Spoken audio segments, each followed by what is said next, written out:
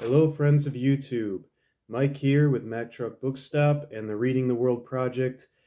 I don't have a lot of time today because I got to get back to work, but I just finished James Joyce's A Portrait of the Artist of the young, as a Young Man, and I need to talk about this book while the feelings are fresh. And of course, this is a literary classic from the country of Ireland, and of course, in all of Western literature. And it is James Joyce's artist statement. And although many people recommend you start with Dubliners, the short stories, I did listen to some of them as I read it, and not all of them, but I think that this book, I chose it because it seemed more digestible than Ulysses, which is like the magnum opus. But this book is, while it is, I wouldn't say it's understandable, but it is, I can finish it. I knew I could finish it. I didn't know if I could understand it. And that brings me to the first major lesson and the thing that I want to talk about first.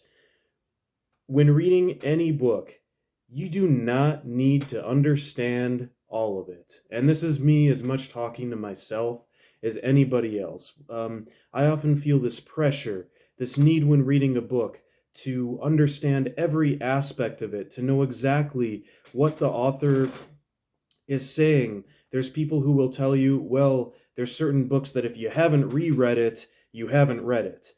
I disagree with that statement. I read it. I did not understand all of the political aspects. I did not understand all of the cultural aspects. Sometimes James Joyce's Irish is like talking a different language.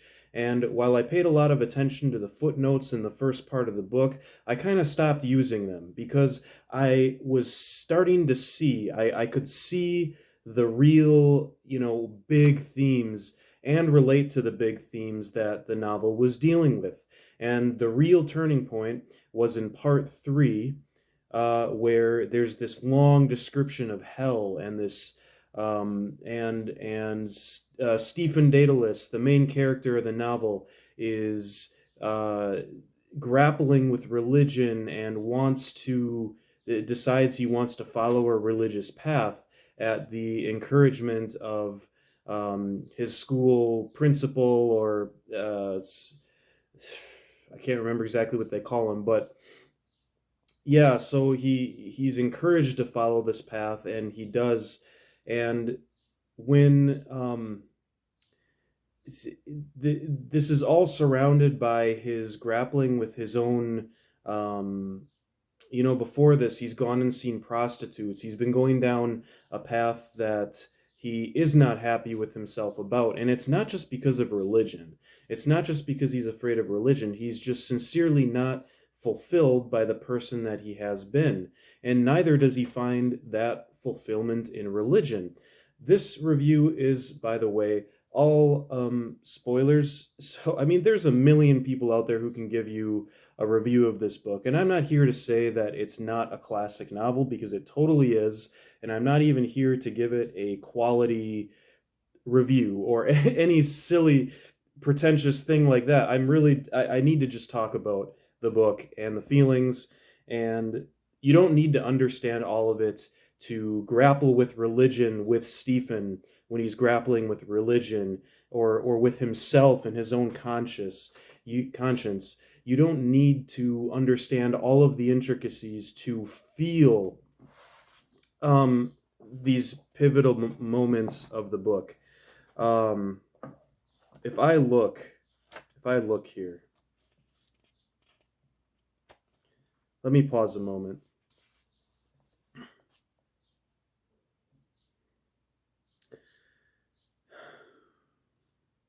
Yeah, he waited for some moments, listening, before he too took up air with them. He was listening with pain of spirit to the overtone of weariness behind their frail, fresh, innocent voices. Even before they set out on life's journey, they seemed weary already of the way. It's here when, to me, this is the turning point, the where Stephen, while this turning point away from religion is not a turning point away from religion in the sense of what is he really turning away from here? He's hearing the voices of the choir, um, or he's hearing the voices of his youngest brother, and then eventually a choir, and this is all told in like a very dreamlike way. The whole book is stream of consciousness, and you move from like part to part in just this really fluid way. So it's even a hard book to understand exactly what is happening, what are the events, and yeah, to actually piece together what is what, you might have to read it twice. But again, just the way this book works is on, to me, more of a subconscious level, and I'm grappling with the themes, and I can see kind of a bigger picture. And when if you're not someone who's grown up with a religion or believing deeply in, for me it was Catholicism. I was really religious when I was younger, um, and I'll talk a little bit about how that relates to this book in a second. But this moment when Stephen starts to doubt. That's what I'm trying to get at, the doubt. Not only is it okay to not fully understand a great work of literature, what Stephen finds in this book is it's okay to live in doubt. And that is the most beautiful message to me, because my mind was just rolling this over, like, why, for all of the different religions I've explored in my life and the different types of spirituality that I've explored, have I not found the one, that I can really just say, wow, now, this is what I can really. Now, I like to meditate. I think the practice of meditation is good, but I can't say like I think Buddhism is the right answer or reincarnation is the right answer. I can't say prayer I think is the right answer. And there's times that I pray. There's times where I try to talk to God, but I'm still not convinced that that's real. And and there's not enough people out there.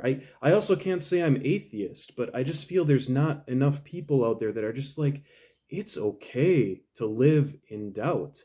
And the at least society doesn't seem to really encourage that feeling in myself. It's something I've had to discover for myself, and find the confidence within myself to accept that.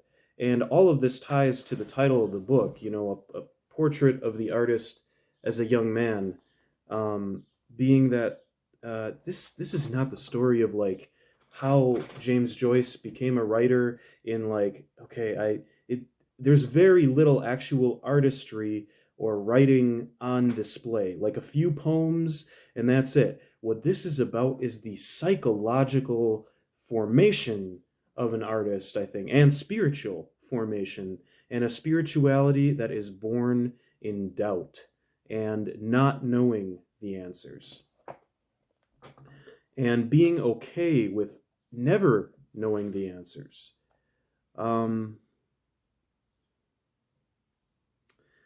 Other beautiful moments. I've actually dog-eared some pages, which I almost never do in books, but in this book I just felt so compelled to remember certain parts that I dog-eared them.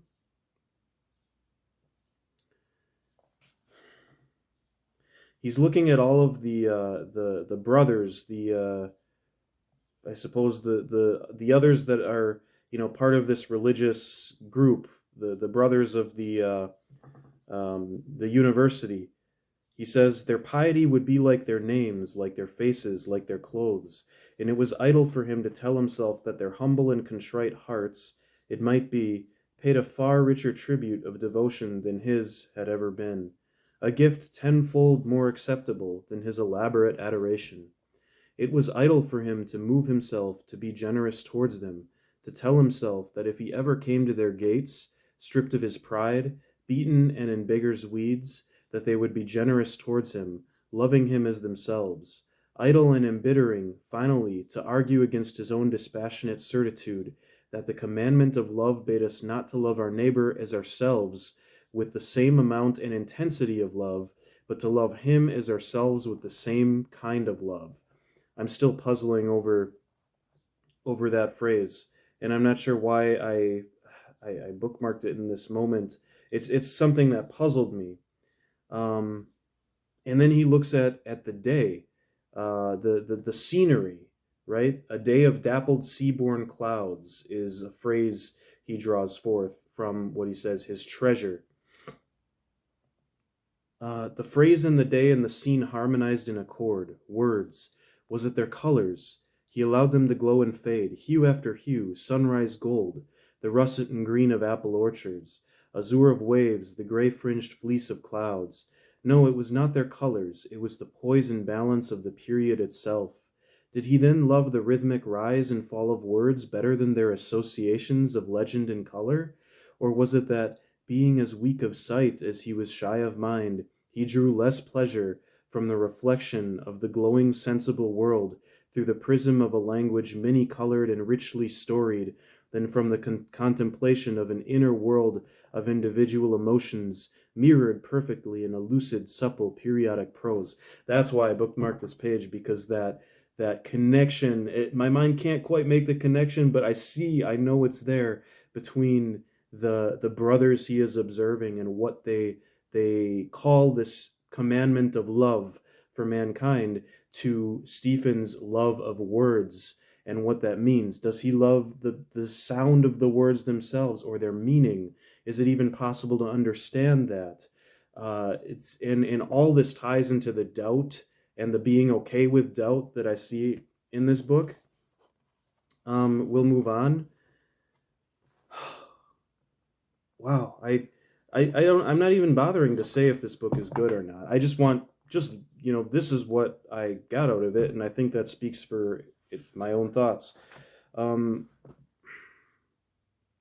and then Steve, like leading to the climax, Stephen, um, he has this amazing, the conversation with Cranley was just the part of the book that kind of gave me chills. And Cranley is asking, like, aren't you afraid? Aren't you afraid that, this spirituality you're leaving could be real? God and you're gonna go to hell and all this stuff. And Stephen says, yes, I feel that, and I also fear it. Uh, that And Cranley says, okay, I see. And then Stephen says, I fear many things: dogs, horses, firearms, the sea, thunderstorms, machinery, the country roads at night. And then he asks, but why do you fear a bit of bread? Referring to the bread being the body of Jesus Christ. I imagine, Stephen said, that there is a malevolent reality behind those things I say I fear. Do you fear, then, Cranley asked, that the God of the Roman Catholics would strike you dead and damn you if you made a sacrilegious communion? The God of the Roman Catholics could do that now, Stephen said. I fear more than that the chemical reaction which would be set up in my soul by a false homage to a symbol behind which there are massed 20 centuries of authority and veneration. Would you, Cranley asked, in extreme danger, commit that particular sacrilege, for instance, if you lived in the penal days? I cannot answer for the past, Stephen replied. Possibly not. Then, said Cranley, you do not intend to become a Protestant? I said that I had lost faith, Stephen answered, but not that I had lost self-respect. What kind of liberation would that be, to forsake an absurdity which is logical and coherent, and to embrace one which is illogical and incoherent? Oh man, the just cutting. But all that being said, I don't think that this book is condemning religion. I think that religion, James Joyce would be the first to, I think, I could be totally wrong about this, but he speaks so empathetically and convincingly about the feelings of grappling with hell and like imagining what hell could be like and wanting to be a spiritual and good person and communing with God. Some people will say he's trolling in this whole part of the book, like that's not what he really feels, and maybe it isn't, but there's so much empathy there. I think I can't believe that Joyce completely condemns religion. And again, with doubt, I believe being at the heart of this book, being able to live in doubt, and the beauty and power of that, if you have the self-worth and self-love to embrace it, that is where I connected with this book. And going through the process of being deeply religious and deeply committed to a religion is actually an important part of that journey to get there. Because you don't, if your whole life you are an atheist, that is just another, to me, a kind of certainty that in certain things you are still placing your faith in certain things. Um, and I'm not advocating for a life of, say, don't believe in anything. I do have moral values, and if you give me a scenario, I can usually tell you what I think is right and what I might do. And there's a lot of situations, if people are actually being honest, don't know what they would do. And sometimes the certainty that we present is an absolute illusion. Um, so let's embrace living in doubt and embrace not understanding every aspect of a great book. And if you only want to read it once and just get that out of it, read it once and never look at it again. If you don't connect with the book, perfectly fine. If you don't understand everything in it, perfectly fine. It's the experience of reading in many ways to me is like this. It's not perfectly like it, and there's many differences between video games and reading. But I've been a gamer at some times in my life, and I when I play video games, I am now okay with just, okay, I'll play a little bit, I leave it. I don't need to finish a game. I don't need to excel at it or try every different thing. It's an experience that you go into, you take something out of, and you observe, and you don't necessarily understand everything that's going on. Just like in real life, you have your own thoughts. You're your own character present in interacting with a video game, and you're part of the game. Just like reading, you are part of the book. You are entering a world where the author sets things up in a way where you can observe, you can look around. You don't understand everything you're seeing. You can choose to go into a certain aspect of the book deep. You can look up all the references, all of the literary references that it's going to, but you don't have to. You don't have to. You can move on to the next book, another world, another aspect of life. So, wow, I'm just ranting, but these are things that have been just circling around in my mind. So if anything else, this video is just a good way for me to get out those thoughts. I know I'm a bit intense right now. But then I just want to end with how Cranley and Stephen's conversation end and ties the whole book together for me. What then is your point of view? Cranley asked. Look here, Cranley, Stephen said. You have asked me what I would do and what I would not do. I will tell you what I will do and what I will not do. I will not serve that in which I no longer believe, whether it call itself my home, my fatherland, or my church, and I will try to express myself in some mode of life or art as freely as I can and as wholly as I can, using for my deference the only arms I allow myself to use: silence, exile, and cunning. Cranley seized his arm and steered him round so as to head back toward Leeson Park. He laughed almost slyly and pressed Stephen's arm with an elder's affection. Let me skip that. You made me confess the fears that I have, but I will tell you also what I do not fear. This is Stephen talking. I do not fear to be alone or to be spurned for another or to leave whatever I have to leave, and I am not afraid to make a mistake, even a great mistake, a lifelong mistake, and perhaps as long as eternity too. That is the most beautiful thing I've ever heard. I mean, one of them. It's not just on a religious level, and we make mistakes in life, and forgive yourself. Don't be afraid to make them. Cranley, now grave again, slowed his pace and said, Alone, quite alone. You have no fear of that. And you know what the word means? Not only to be separate from all others, but to have not even one friend. I will take the risk, said Stephen. And not to have any one person, Cranley said, who would be more than a friend.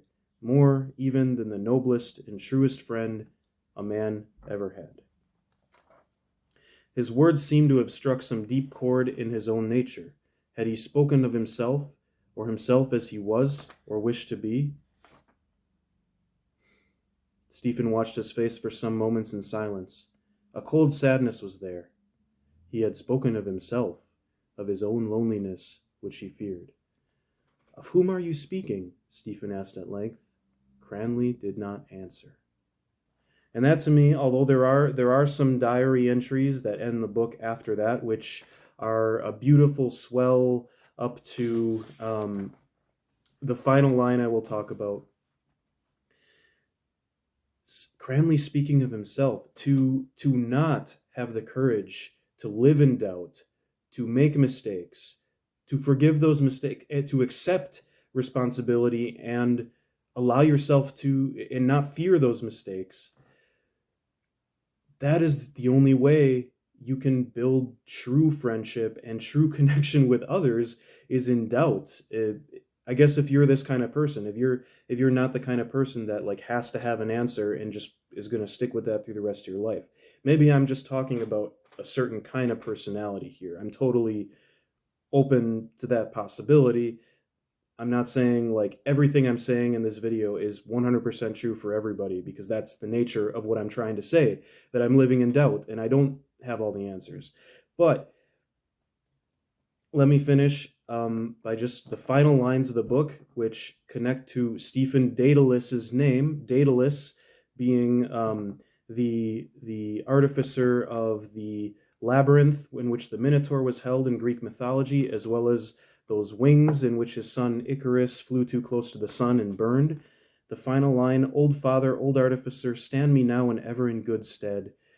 And the footnote there I actually enjoyed, because it kind of explains old father. So Stephen, as ever, is harping on the father, in this case Daedalus. He is both an Icarus asking for support and an Icarus asking that Daedalus stand in his place. In other words, that the son will become like the father and survive to create his own labyrinth. And so, again, the courage and the doubt and the fear, the conquering that fear of freedom and doubt, is essential to this journey of creating your own labyrinth. And how many great artists, how many great minds have lost themselves in their own labyrinths? Look at Nietzsche and you could how many artists can you name that have lost themselves in their own labyrinths that they've built? But others that have survived and come out, and all of them, what they all have in common is that they were okay. They decided, they were not afraid to make this life-changing mistake. They were not afraid of the doubt and the I don't know. I kind of lost it there.